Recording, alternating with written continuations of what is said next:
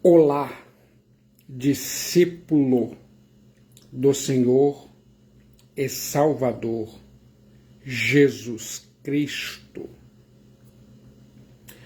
Somos a Igreja Batista Memorial da Ilha do Governador, uma igreja online, lar e família, para se conectar e pertencer. Estamos mais próximos do que você imagina.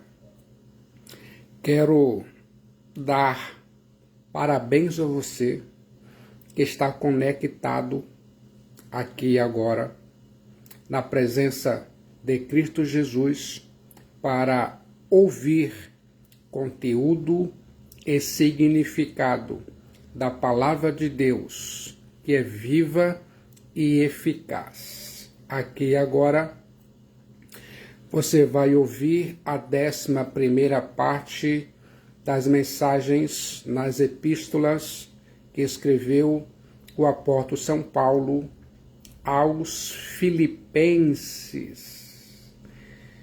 A alegria triunfante em meio às provas. E agora vou apresentar o tema dessa mensagem: a salvação,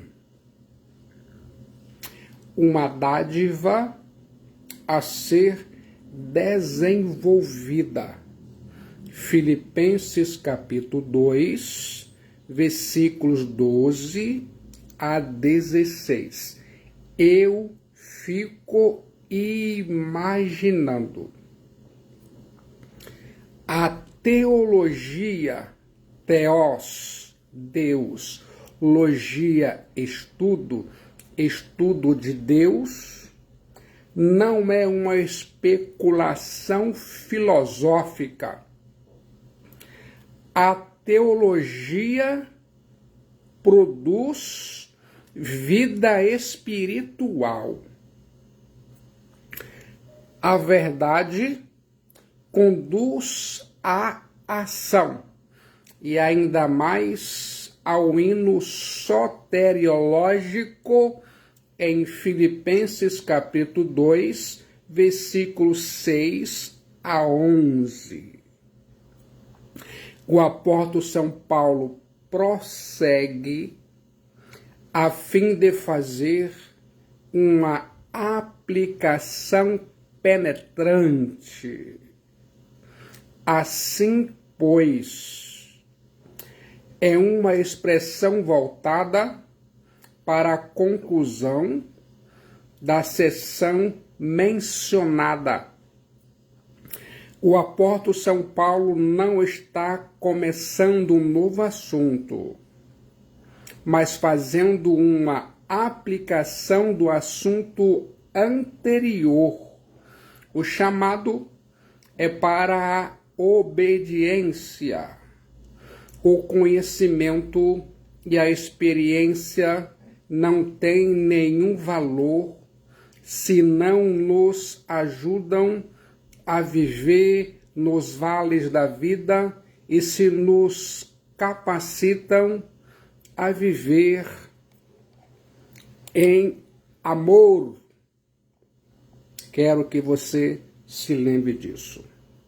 Depois que o apóstolo São Paulo tratou do exemplo de Jesus Cristo Theosoter, falando acerca da sua humilhação e exaltação, Paulo volta agora a exortar a igreja aos filipenses a obediência e a unidade. Quero que você se lembre disso aqui e agora, em nome de Cristo Jesus. Paulo é um pastor e por isso antes de exortar os cristãos filipenses, revela a eles o seu amor, chamando-os de amados meus. O apóstolo São Paulo tem tanto a diplomacia ao lidar com as pessoas, especialmente quando vão exortá-las à obediência. Quero que você se lembre disso. Quero chamar agora a sua atenção para alguns detalhes que podem mudar a sua vida mental, emocional e espiritual. Em primeiro lugar, o exemplo de Jesus Cristo Zios Theosoter é o nosso maior estímulo à obediência. A Bíblia diz em Filipenses capítulo 2, versículo 12: Assim, pois, amados agapetos, meus, como sempre obedecestes, não só na minha presença, porém, muito mais agora, na minha ausência, desenvolvei a vossa salvação sotéria com temor e tremor. A Bíblia diz em Filipenses capítulo 2, versículo 12. Coloque a Bíblia em sua mente. Quando você faz história com Jesus Cristo Zios Theosoter, Ele, Cristo Jesus, faz história com você. O problema da igreja em Filipos era a desarmonia entre os cristãos. Era desarmonia entre os cristãos produzida pelo egoísmo. Os cristãos filipenses estavam se atratando a ponto de alguns trabalharem na igreja para promoção pessoal ou o maior reconhecimento do seu grupo. A base dessa atitude mesquinha era o egoísmo. Nesse sentido, o apóstolo São Paulo exorta os cristãos filipenses a olharem o exemplo de Jesus Cristo Zios Theosoter e ter o mesmo sentimento que houve nele. Filipenses capítulo 2, versículo 5. Depois que o apóstolo São Paulo detalhou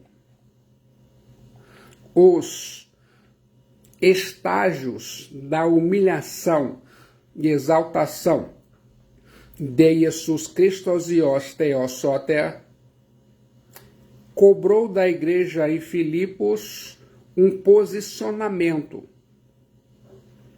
Paulo mostrou o exemplo da humilhação de Jesus Cristo Zios Theosoter para guiá-los e o exemplo da exaltação de Jesus Cristo Zios Theosoter para encorajá-los, os cristãos filipenses.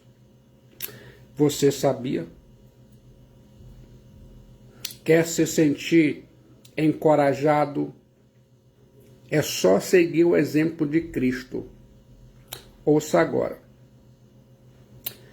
A preposição pois, no versículo 12 do capítulo 2 de Filipenses, é um elo de ligação entre o que o apóstolo São Paulo estava falando e o que agora vai falar. Assim como Jesus Cristo Zios Theosoter obedeceu ao Pai, Deus, os cristãos precisam obedecer. O apóstolo São Paulo diz que o exemplo de Jesus Cristo e os Theosoter são a principal razão para a igreja viver em obediência. Quero chamar sua atenção para essa verdade. O que nós cremos precisa se refletir em nosso modo de vida cristã. Nossa teologia precisa produzir saúde mental, emocional e espiritual. Vida. Agora você vai ouvir em segundo lugar. A doutrina sempre tem propósitos práticos. Assim, pois, amados meus, como sempre obedecestes, Filipenses capítulo 2, versículo 12.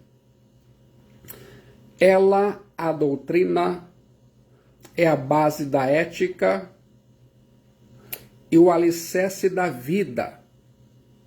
Ainda ecoam em nossos ouvidos a verdade celestial acerca de Jesus Cristo e os Theosoter, que desceu da glória para a vergonha da cruz, e isso por amor de nós pecadores. Eu e você somos exortados a agir à luz desse vasto e insondável amor, agapau, amor de Cristo. O ensino do apóstolo São Paulo nos mostra que a doutrina sempre conduz ao cristianismo prático.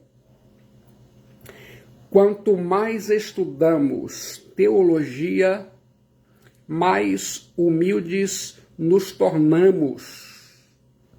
Quanto mais luz temos na mente, mais amor precisamos ter no coração.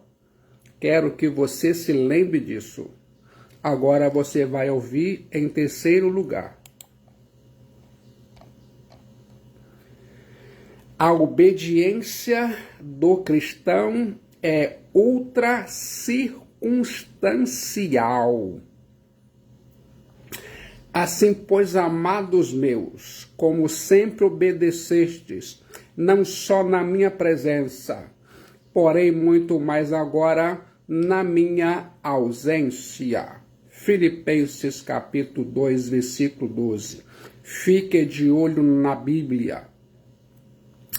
Alguns cristãos estavam muito dependentes da presença física do apóstolo São Paulo em Filipos para viverem de conformidade com a santa palavra de Deus, a Bíblia. Esses cristãos em Filipos sofriam de uma espécie de nostalgia, vivendo um saudoísmo dos tempos áureos que o apóstolo São Paulo esteve com eles.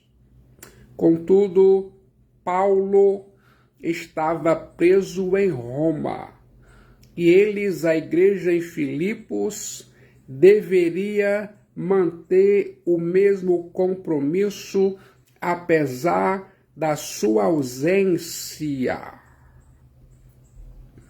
A igreja em Filipos deveria pôr a sua confiança em Jesus Cristo e os Theosoter, e não na presença do apóstolo São Paulo entre eles. A obediência da igreja aos filipenses não deveria ser motivada pela presença do apóstolo São Paulo, nem durar só enquanto ele estivesse em seu meio. Eu fico pensando, o cristão obedece não porque o pastor está presente, ou para agradar a esse ou aquele grupo. Sua obediência independe das circunstâncias e das pessoas.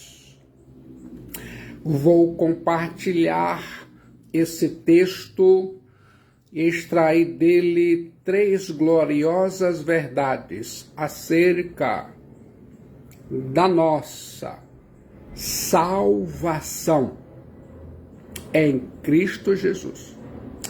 A salvação recebida. Desenvolvei a vossa salvação. Filipenses, capítulo 2, versículo 12. A salvação não é uma conquista do antropos, mas um presente de Deus. A salvação, é nossa não por direito de conquista, mas por dádiva imerecida. A salvação não é um prêmio pelas nossas obras, mas um troféu da graça de Deus. Quero que você se lembre disso. Agora ouça. Em primeiro lugar, a salvação é um presente de Deus a nós e não uma conquista nossa. Quando o apóstolo São Paulo diz: desenvolvei a vossa salvação, ele não está afirmando que ela nos pertence por direito de conquista. A salvação é nossa porque nos foi dada. A salvação é nossa porque alguém a comprou por um alto preço e nos deu gratuitamente. A nossa salvação foi comprada por um alto preço. A salvação não foi comprada por prata ou ouro, mas pelo precioso sangue do Cordeiro de Deus que tira o pecado do mundo. Jesus Cristo Zios Theosote. Jesus Cristo, o Filho de Deus Salvador. Agora ouça em segundo lugar. A salvação verdadeiramente nos pertence. Desenvolvei a vossa salvação. Filipenses 2,12. Muitos cristãos, por não estarem arraigados na doutrina da graça de Deus, ficam inseguros acerca desse ponto, pensando que a salvação não é dada, nos é dada no momento e tomada em outro. Que podemos estar salvos no dia e perdidos no outro. Isto é absolutamente impossível. A salvação é um presente que nos foi dado para sempre. Agora, pois, já nenhuma condenação há para os que estão em Cristo Jesus. Você precisa estar em Cristo Jesus. Coloque a palavra de Deus, a Bíblia, em sua mente. Uma vez membro da família de Deus, jamais seremos deserdados. Uma vez ovelha de Jesus Cristo e Theos Soter, jamais alguém poderá nos arrancar de sua mão. A Bíblia diz: eu lhes dou a Zoé Aionios, a vida eterna. Jamais perecerão, e ninguém as arrebatará da minha mão, disse Jesus Cristo em João capítulo 10, versículo 28. E o apóstolo São Paulo diz: desenvolvei a vossa salvação com temor e tremor. Filipenses capítulo 2, versículo 12. A palavra vossa é fortemente enfática. Você vai ouvir agora e fica conectado. A salvação desenvolvida. Porque Deus é quem efetua em vós tanto querer como o realizar segundo a sua boa vontade. Filipenses capítulo 2, versículo 13. Nesse sentido, vou apresentar alguns significados. Em primeiro lugar, a soberania de Deus não anula a responsabilidade humana. Há dois equívocos muito comuns acerca da salvação. O primeiro deles é pensar que a salvação é o resultado do esforço humano. A maioria das religiões prega que o homem abre o seu próprio caminho rumo a Deus. Por conseguinte, a salvação é o resultado de mero esforço humano. O segundo equívoco é pensar que a salvação é uma parceria do homem com Deus. O sinergismo prega que a salvação é resultado da obra de Deus conjugada com a cooperação humana. Filipenses capítulo 2, versículo 12 diz: trabalhai para a vossa salvação. Mas, preste atenção, Filipenses 2:2 não diz, trabalhai para a vossa salvação, mas desenvolvei a vossa salvação. Ninguém pode desenvolver a sua salvação a não ser que Deus já tenha trabalhado nele. Guarde isso em sua mente. Agora, a verdade bíblica insofismável é que a salvação é obra exclusiva de Deus. Contudo, o fato de Deus nos dar graciosamente a salvação não significa que ficamos passivos nesse processo.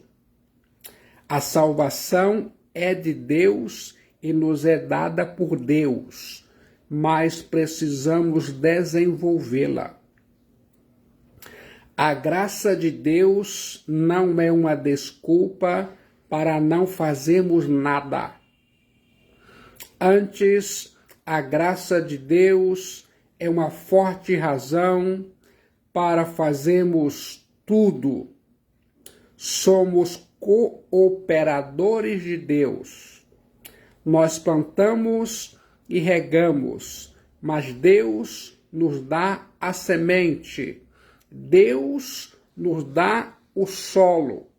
Deus envia o sol e a chuva e faz a semente crescer e frutificar. A principal referência à salvação aqui é a glória final. A salvação precisa ser efetuada na vida prática à vista da aproximação do dia de Jesus Cristo Zios Theosote, que vai completar a salvação. O verbo desenvolver tem o sentido de trabalhar até a consumação, como quem trabalha em um problema de matemática até chegar ao resultado final. No tempo do apóstolo São Paulo, esse termo se referia a trabalhar em uma mina, extraindo dela o máximo possível de minério valioso ou trabalhar em um campo, obtendo a melhor colheita possível. O propósito que Deus deseja que alcancemos é a semelhança com Jesus Cristo Zios Theosote. Recebemos de graça essa gloriosa propriedade, mas agora precisamos cultivá-la. Não a cultivamos para possuí-la, mas porque a possuímos. O apóstolo São Paulo não está exortando cada membro da igreja a empenhar-se na obra de sua salvação pessoal. Paulo está pensando na saúde e no bem-estar geral da igreja como um todo.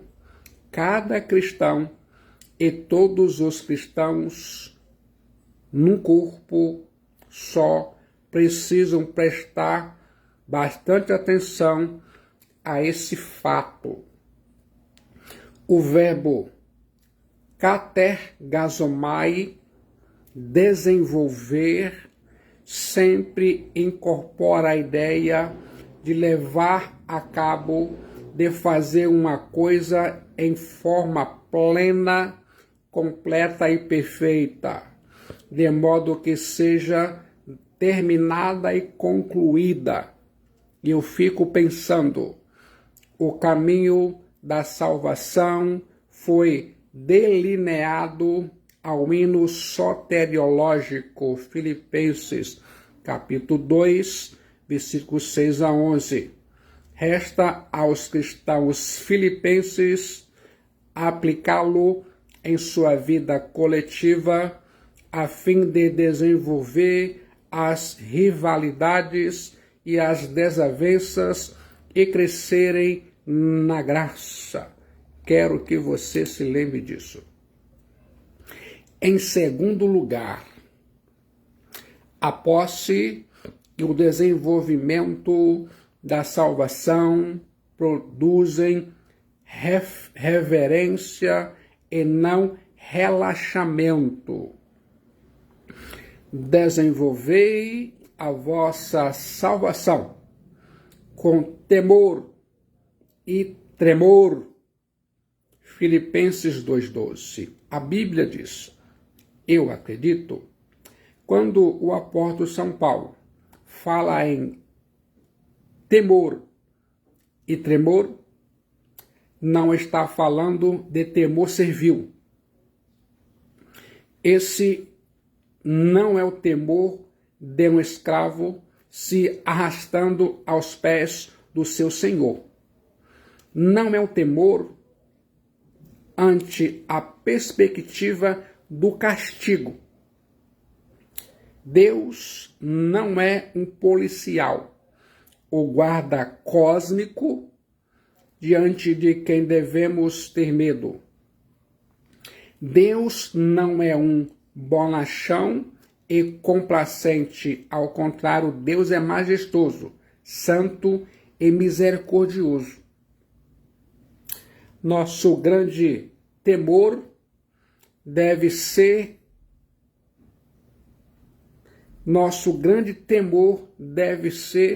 em ofendê-lo e desagradá-lo, depois de Deus ter nos amado, a ponto de nos dar seu Filho, Jesus Cristo, para morrer em nosso lugar. É evidente que a atitude recomendada pelo apóstolo São Paulo aqui não tem a ver com terror servil. O apóstolo Paulo tranquiliza os cristãos de Roma dizendo: não recebemos o espírito de escravidão para outra vez estares em temor. Romanos 8,15. Trata-se antes de uma atitude de reverência e profundo respeito na presença de Deus, de extrema sensibilidade à sua vontade, de consciência de nossa responsabilidade à vista de havermos de prestar contas perante o tribunal de Jesus Cristo e Osteo Soter. As pessoas hoje não tremem na presença de Deus e têm um fraco senso de temor. As pessoas que mais tiveram intimidade com Jesus Cristo e Osteo Soter foram as que mais se prostraram reverente aos seus pés. Os que tiveram uma visão da glória de Jesus Cristo e Osteo Soter foram aqueles que caíram prostrados ao chão em reverente adoração. Hoje, muitos demonstram intimidade com Jesus Cristo e Osteo Soter em palavras, mas uma imensa distância de Deus na vida. Você já parou para pensar nisso? Em terceiro lugar, o desejo pela salvação é obra de Deus em nós. O apóstolo São Paulo esclarece: porque Deus é quem efetua em vós, tanto o querer como o realizar. Não ficamos entregues a nós mesmos nessa tarefa, pois Deus é quem efetua em nós, tanto o querer quanto o realizar. Deus é quem desperta o desejo dele em nossos corações. O começo do processo da salvação não depende de nenhum desejo humano. Só Deus é quem pode despertá-lo. O Espírito Santo realiza o que a lei não consegue realizar. A lei poderia dizer às pessoas o que elas deveriam fazer, mas não podia suprir-lhes o poder, nem mesmo a vontade de fazê-lo. O Espírito Santo supre ambas as coisas. Por intermédio do Espírito Santo, Deus energiza e capacita os verdadeiros cristãos para as tarefas que Ele deseja que façamos. Quero chamar sua atenção a essa verdade. Deus dá o desejo e habilidade. Deus trabalha nos verdadeiros cristãos e os cristãos verdadeiros trabalham para Deus. Os cristãos se tornam cooperadores de Deus. Mesmo quando estamos desenvolvendo a nossa salvação, temos consciência de que é Deus quem está operando em nós mediante o seu Espírito Santo. Em última instância, não somos nós quem trabalhamos, mas Deus trabalha em nós e por nosso intermédio. O trabalho de Deus começa com a nossa vontade e a vontade precede a ação. Somos como o homem à beira de um profundo abismo. Enquanto estivermos à beira do abismo, temos livre vontade. Entretanto, se cairmos nele, não teremos condições de, por nosso próprio esforço, sairmos de lá. Desde a queda de Adão, todos nós nascemos com a total incapacidade de escolhermos a Deus. Ninguém jamais pode desejar a Deus sem que primeiro Deus predisponha a sua vontade. Ninguém pode fazer a vontade de Deus a não ser que o próprio Deus venha e o tire do abismo e lhe diga: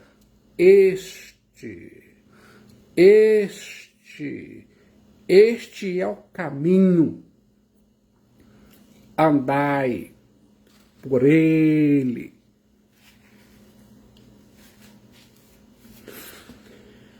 Quero que você que está conectado ouvindo a palavra de Deus se lembre disso. Vamos prosseguir. Realmente, nenhum de nós poderia ter no coração o menor anseio se Deus não nos despertasse previamente da condição de mortos em delitos e pecados e nos atrair para a salvação. A cada um, porém, em que Deus realizou isso, cumpre dizer agora com máxima seriedade: não brinque com essa salvação. Siga-a realmente. Não deixe escapar essa hora da graça, justamente porque ela não é apenas o seu próprio estilo de ânimo, a sua própria ideia, mas a atuação decididamente divina em seu coração.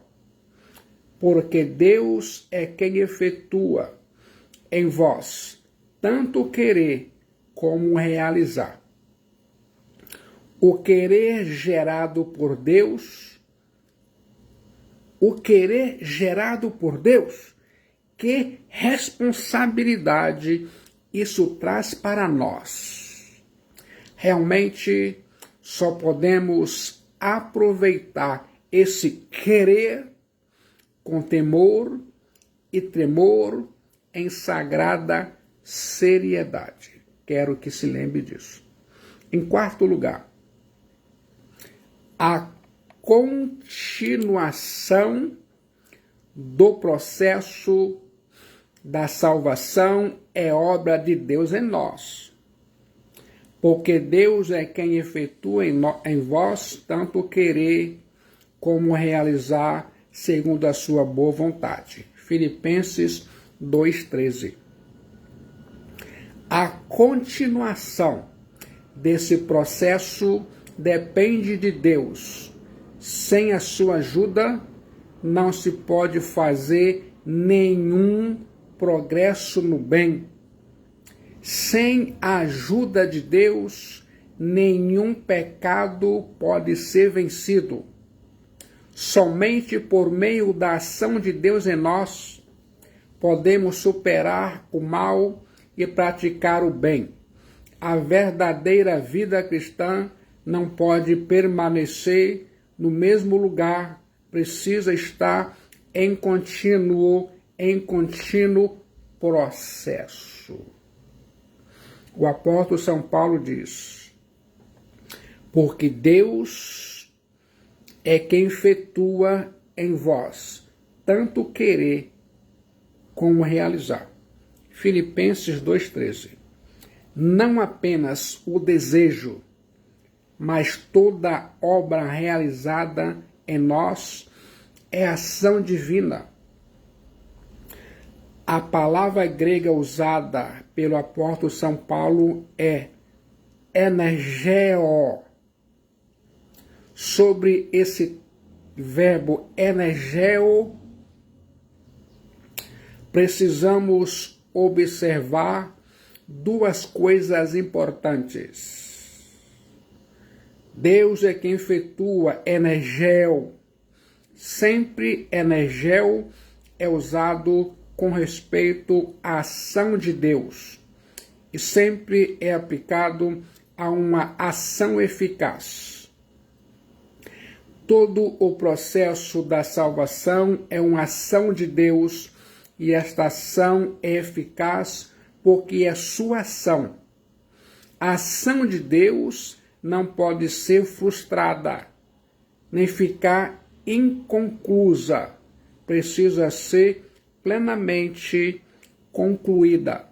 Se não fosse o fato de Deus estar agindo em nós, jamais poderíamos desenvolver a nossa salvação. Em quinto lugar, a obra da salvação é resultado da vontade de Deus. Porque Deus, Theos, é quem efetua energeo em vós, tanto querer como o realizar energeo, segundo a sua boa vontade. Filipenses, capítulo 2, versículo 13. A salvação é realizada por Deus em nós, não contra a sua vontade, mas em consonância com ela. A nossa salvação é o resultado da expressa vontade de Deus. Tudo provém de Deus. Nossa salvação tem início e consumação na boa, perfeita e agradável vontade de Deus. Agora, como foi a sensação ao ouvir tudo isso? Você sente que a sua alma está salva por Cristo Jesus, o Filho de Deus?